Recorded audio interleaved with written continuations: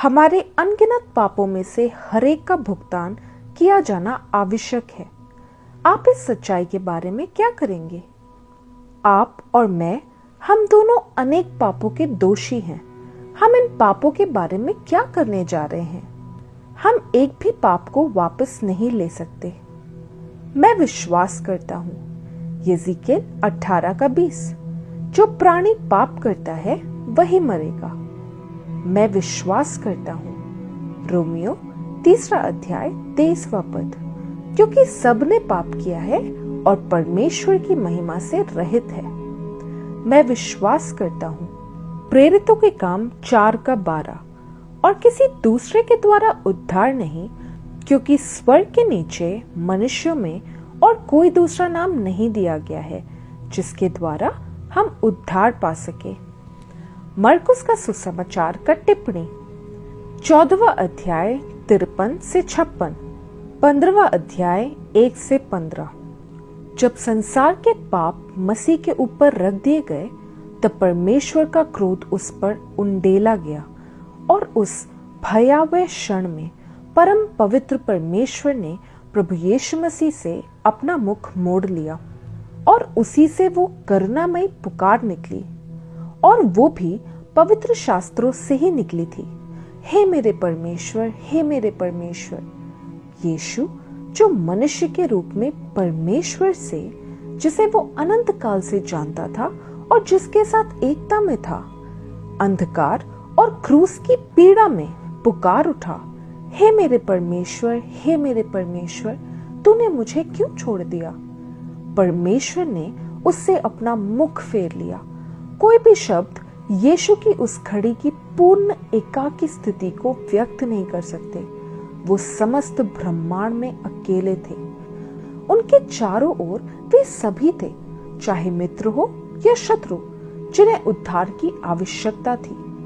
उनके ऊपर वो परमेश्वर था जिससे इन मनुष्यों और स्त्रियों को मेल करवाने की आवश्यकता थी। उनके भीतर वो पीड़ा थी जो पाप के कारण अस्वीकार किए जाने से उत्पन्न हुई थी। वो अकेले थे और वो आपके और मेरे लिए उस अकेलेपन में अकेला था, जो इतना असहनीय था कि जिसे हम कभी पूरी तरह समझ भी नहीं सकते। मुझे लगता है कि एक और ही जगह है जहां वो अकेलापन अनुभव किया जा सकता है, और वो उन लोगों के लिए है जिन्होंने प्रभु यीशु और उनके दुख को ठुकरा दिया है। मुझे विश्वास है कि एक दिन अंधकार की घोरता में, उस घोर अंधेरे में वही अकेलापन होगा जो यीशु ने क्रूस पर झेला था। ये उनके दुख को अस्वीकार करने और परमेश्वर द्वारा दिए गए उपाय को ठुकराने का दंड है। कुछ समय के लिए, हम नहीं जानते कितने समय तक, यीशु उस पूर्ण शून्य में लटके रहे जब घोर अंधकार ने सब कुछ ढक लिया था और उन्हें चारों ओर से सभी से काट दिया था। वो अपने दुख और अकेलेपन में पूर्णतः अकेले थे। फिर वो क्षण आया जब सब समाप्त हो गया और एक ऊंची आवाज के साथ कहा गया कि उन्होंने अपनी आत्मा को सौंप दिया। जैसे ही उन्होंने ऐसा किया, मंदिर का पर्दा ऊपर से नीचे तक फट गया। कोई भी मानव हाथ ये नहीं कर सकता था। वो पर्दा एक बुना हुआ गलीचा था जिसकी ऊंचाई 60 फीट और मोटाई 5 इंच थी, और वो ऊपर से नीचे तक एक ही झटके में बीचों बीच फट गया। आप देखिए, वो पर्दा पवित्रतम स्थान, होली ऑफ होलीज में जाने के मार्ग को रोकता था। ये मनुष्य को परमेश्वर के समीप आने से रोकता था। परमेश्वर उस पर्दे के पीछे था जहां वाचा का संदूक था और जहां पर प्रायश्चित का लहू वर्ष में एक बार छिड़का जाता था। कोई भी वहां मृत्यु के भय के बिना प्रवेश नहीं कर सकता था। लेकिन जब यीशु मरे, तो मैं चाहता हूं कि आप ये देखें कि अब केवल अविश्वासी मनुष्यों को परमेश्वर से दूर रख सकता था, और आज भी यही सत्य है। प्रभु यीशु मसीह के द्वारा पवित्रतम स्थान में प्रवेश का मार्ग खोल दिया गया। यदि आप परमेश्वर को नहीं जानते तो इसका कारण ये है कि आप अभी भी उस उद्धारकर्ता को अस्वीकार कर रहे हैं जिसे परमेश्वर ने आपके लिए भेजा था। आप अब भी यीशु मसीह के स्थानापन्न कार्य को ठुकरा रहे हैं। फिलिप्पी के जेलर ने पुकार कर कहा, मैं उद्धार पाने के लिए क्या करूं? और उत्तर बिजली की तरह आया, है ना? पौलुस और शीला से प्रभु यीशु मसीह पर विश्वास कर तो तू उद्धार पाएगा। हो सकता है आप रेडियो पर सुन रहे हो सकता है आप टेप से सुन रहे हो और आपको कभी इसका एहसास नहीं हुआ हो सकता है आप आज सुबह यहाँ हैं और आपने कभी इस सच्चाई को पूरी तरह से नहीं समझा हो। आपने कभी महसूस नहीं किया कि 2000 साल पहले क्रूस पर टंगा वो अकेला व्यक्ति जो स्वर्ग और पृथ्वी के बीच झूल रहा था, आपके पापों का दंड अपने कांपते शरीर में ले रहा था और उसे एक बार में सुलझा रहा था। आपने कभी इस सच्चाई को नहीं समझा कि परमेश्वर मसीह में होकर आपको अपने साथ मेल करा रहा था। आपके अपराधों का हिसाब आपके साथ नहीं कर रहा था, बल्कि वे अपराध प्रभु यीशु पर रखे गए और उन्होंने आपके लिए मृत्यु सह ली ताकि आज आप उद्धार पा सके और आज आप स्वतंत्र हो सके।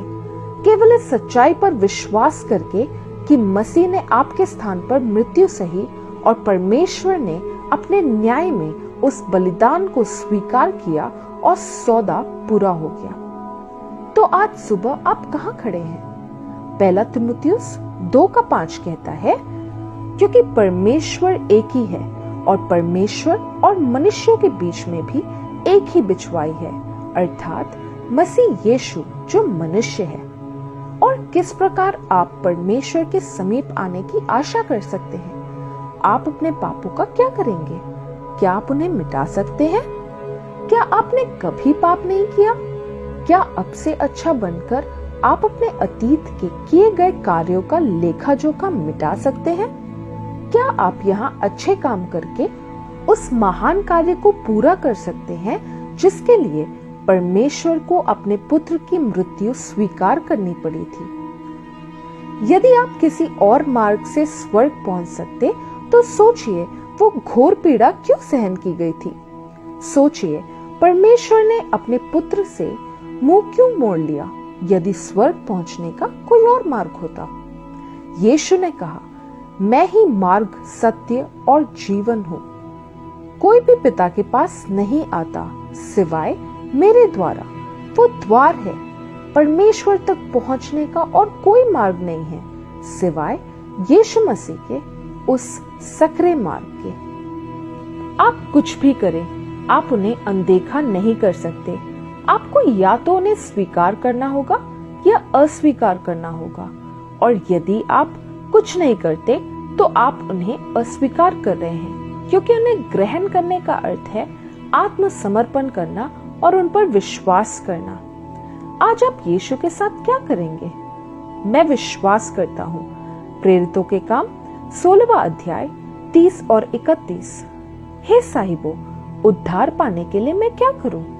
उन्होंने कहा, प्रभु यीशु मसीह पर विश्वास कर तो तू और तेरा घराना उद्धार पाएगा।